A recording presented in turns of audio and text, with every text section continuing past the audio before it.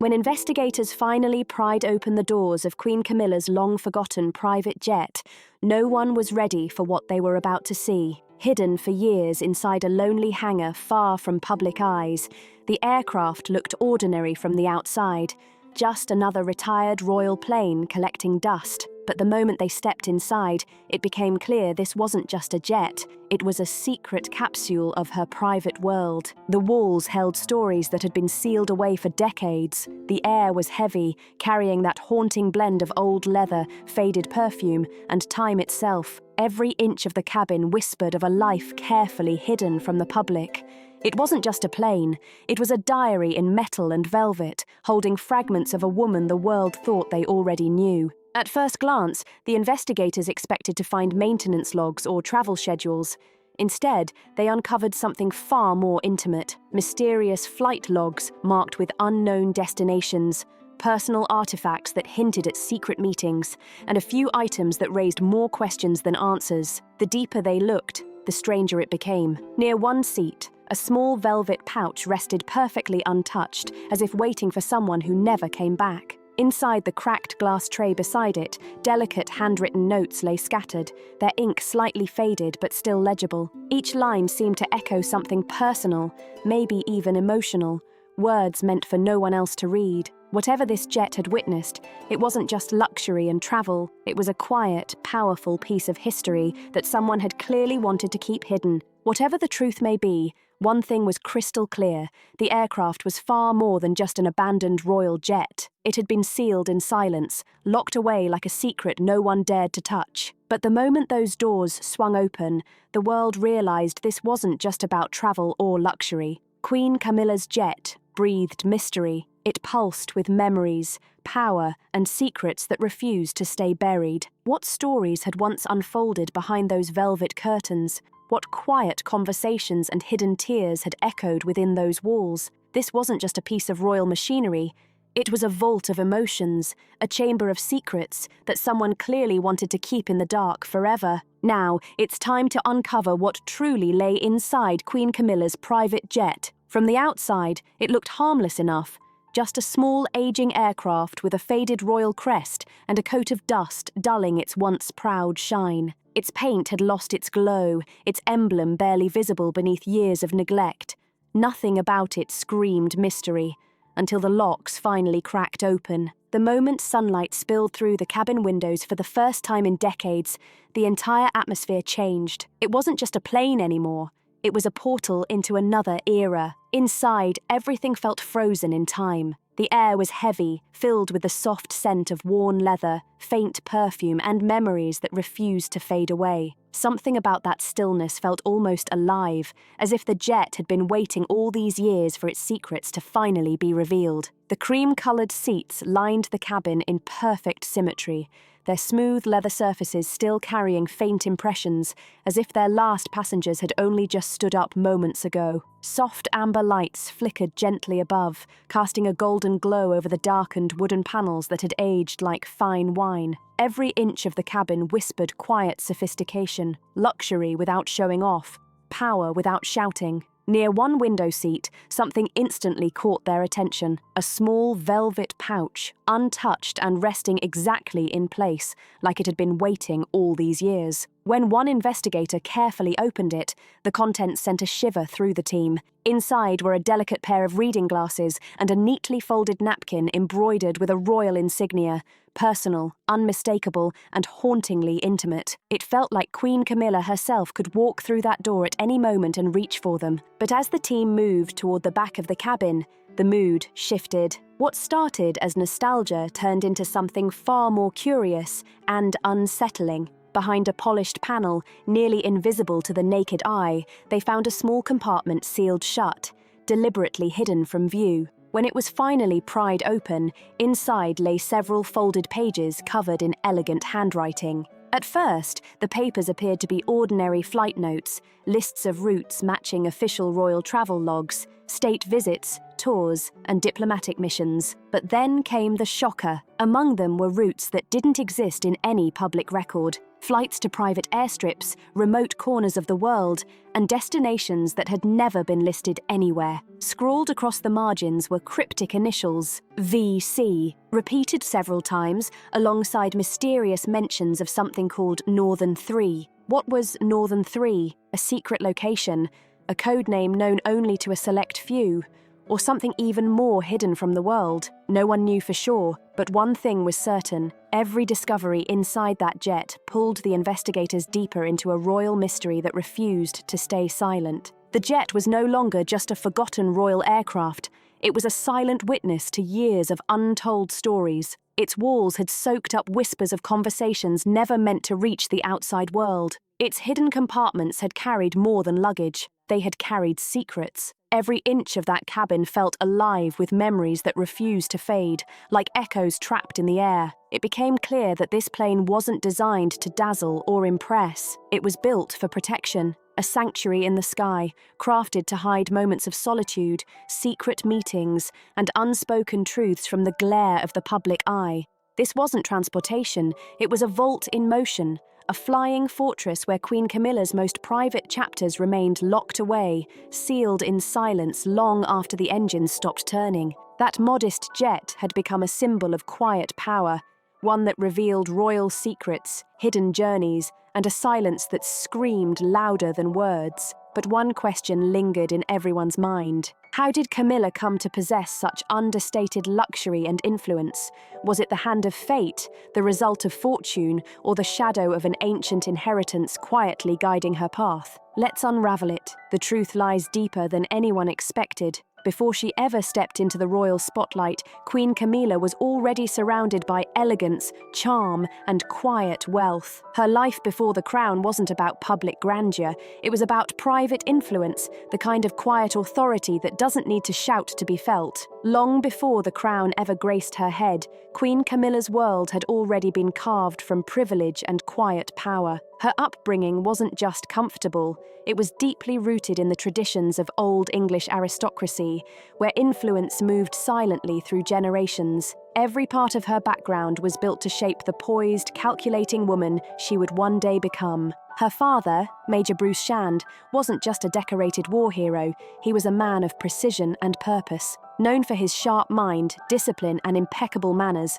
Bruce balanced military honor with business brilliance. He moved through elite circles with ease, earning respect not for loud displays of wealth, but for his composure and control. Those who knew him said he carried himself like a man who understood both duty and diplomacy. Under his steady hand, the Shand family grew up in quiet refinement, not opulence, a household of good taste, calm order, and undeniable class. But it was Camilla's mother, Rosalind Cubitt, who brought her even closer to Britain's social elite. Her lineage reached straight into the heart of English high society. Rosalind's father, Roland Cubitt, was the third Baron Ashcombe, a title wrapped in history and privilege. The Cubitt family name carried weight across the country. They weren't just wealthy, they were builders of Britain's legacy. Their fortune stretched back generations, tied to grand estates, and even the construction of Buckingham Palace itself through the family's historic building firm. Imagine that. Camilla's ancestors literally helped build the palace that would later become her home. It was a life of quiet preparation,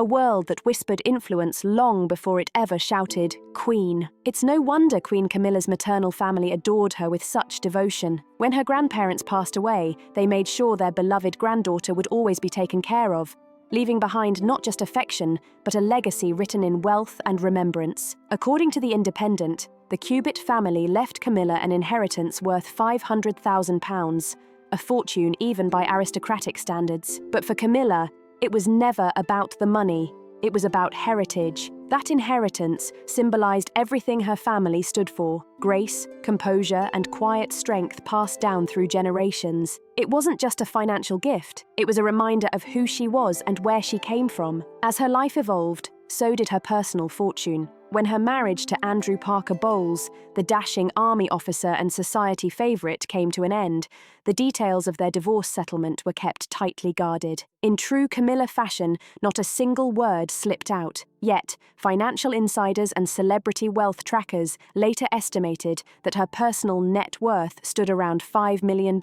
according to Celebrity Net Worth. That figure represented more than assets. It was independence, the sign of a woman who managed to preserve her dignity and stability through one of the most public and complicated love stories in British history. While the world obsessed over her future with Prince Charles, Camilla quietly built something that was entirely her own, a foundation rooted not in royal privilege, but in personal resilience. Even today, when royal watchers discuss her wealth, few realize how much of it existed long before she ever became queen. Her fortune wasn't born from the crown. It predated it. A mix of old money, family estates, and a lifetime of discretion shaped the woman the world now knows as Queen Camilla. She didn't just inherit influence. She carried it with elegance and silence long before the cameras ever followed her. But one mystery still lingers. Why do so many of her private jet flights leave no trace in official records? Where did these secret journeys actually lead her, and who knew about them? It's time to dig into the hidden system that kept her movements invisible to the public eye. It was never about gold fittings, crystal glasses, or velvet-lined seats. This jet had a different purpose entirely. It wasn't built for show. It was her fortress in the sky, a sanctuary where calm, control, and complete privacy ruled above everything else. For a woman constantly surrounded by flashing cameras, staff, and unrelenting public scrutiny, that small aircraft represented something far rarer than luxury. It represented freedom. Interestingly, the plane wasn't even owned by the royal family. It was chartered through a private aviation firm trusted by world leaders, diplomats, and high-ranking officials whose very lives depended on discretion. The company was known for operating in silence. No flashy branding, no paper trail, and no leaks. Every single element of Camilla's travel routine was handled with absolute precision, from the routes chosen to the tea blend she preferred mid-flight. Nothing was random. Everything followed a ritual of secrecy. Only a select few ever stepped foot on board with her. A private attendant, a veteran pilot with years of royal clearance, and a single security officer. That was it. No entourage, no press, no unnecessary noise. Before any of them joined the flight, they each signed lifelong non-disclosure agreements, binding them to silence even after their service ended. For them, every takeoff wasn't just a mission. It was a vow of loyalty and secrecy. Experts later confirmed that this aircraft had been specially engineered for invisibility, not attention. Unlike the grand royal planes seen during state visits, Camilla's jet was small, agile, and discreet, built to vanish quietly into the clouds without a trace. So yes, it was intentionally ordinary, almost invisible by design. Its compact size allowed it to slip into smaller airports unnoticed, landing quietly on secluded runways known only to a handful of local staff and trusted security teams. No flashing lights, no press waiting at the gate, just silence. Even the flight paths were cloaked in layers of secrecy. Instead of appearing under recognizable royal codes, each route was registered under neutral tags or coded aliases, making it nearly impossible to trace who was really on board. It was the perfect disguise, hidden in plain sight, just like Camilla herself had been for much of her life before she ever became queen. Those who knew her travel routine didn't describe the jet as a symbol of luxury. It was a moving refuge, a small, airborne world where she could finally let her guard down. For most people, a private jet meant indulgence. For Queen Camilla, it meant disappearance. When the engines ignited and the runway lights melted into streaks of gold beneath her, she wasn't escaping to glamour or power. She was escaping to silence. Each takeoff marked a fleeting moment of freedom, a rare pause in a life ruled by protocol and constant observation. In those quiet hours above the clouds, she wasn't the queen consort. She was simply Camilla, a woman suspended between duty and peace, breathing without the weight of expectation pressing down on her. That jet was her silence, her unseen sanctuary, a secret haven gliding far above the world that could never truly leave her alone. Every detail of her aircraft remains hidden from the public eye. But why such secrecy? Is Camilla shielding herself from palace scrutiny, or simply preserving a rare fragment of peace? Now, let's unravel the life she keeps hidden between flights, the quiet that exists above the clouds. To the public, Queen Camilla's life seems endlessly grand. Parades lined with flags, glittering galas, and carefully staged ceremonies. Every moment appears poised and perfect, a seamless performance of royal duty. But behind that grace lies an exhausting truth. Every step, every word, every glance is watched, recorded, and judged. For the Queen Consort, privacy has always been a luxury.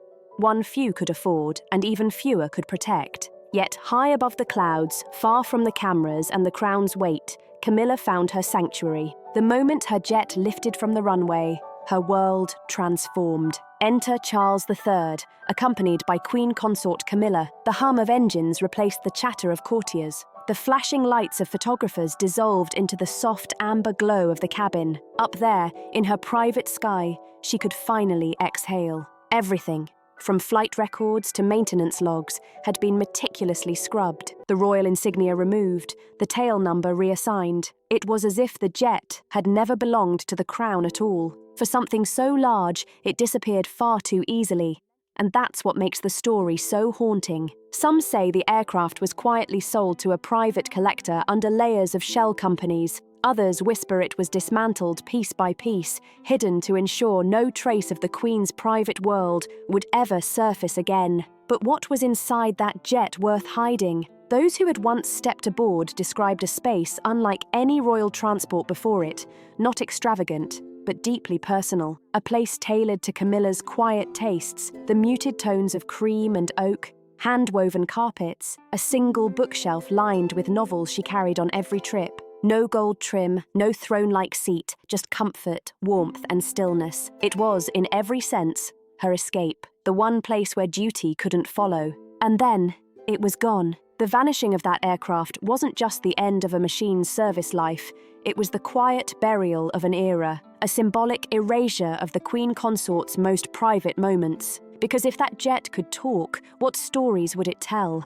Of the woman who sought peace above the clouds, of whispered conversations between a king and his queen, far from the eyes of the world, or perhaps of secrets too delicate to ever touch the ground again. That jet was more than metal and engines, it was a metaphor. A vessel that carried not just a queen, but a woman living between two worlds. When it vanished, so did the last traces of Camilla's hidden life, the one before crowns, titles, and duty, the one where she could move unseen, unguarded, and unknown. Those who understand royal life say its disappearance was inevitable. The monarchy thrives on control, on clarity, on image. There could be no room for a symbol of secrecy when transparency had become the throne's new currency. But others, those closer to the royal household, whisper something else entirely. They say the jet's disappearance wasn't about ending a chapter, it was about protecting it. That inside its cabin, history had unfolded in ways the public could never be allowed to know. Private meetings,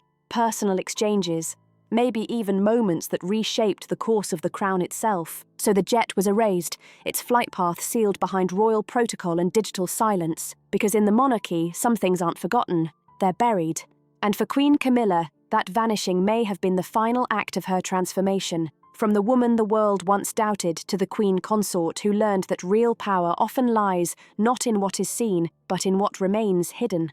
Officially, it remains her private residence, one of the few things she owns outright, independent of the crown estate or royal funding. To this day, Ray Mill House stands as a symbol of the life Camilla refuses to surrender entirely. While royal residences like Clarence House and Buckingham Palace are governed by protocol, staff, and centuries of tradition, Ray Mill is untouched by such formality. There, Camilla doesn't need attendance or titles.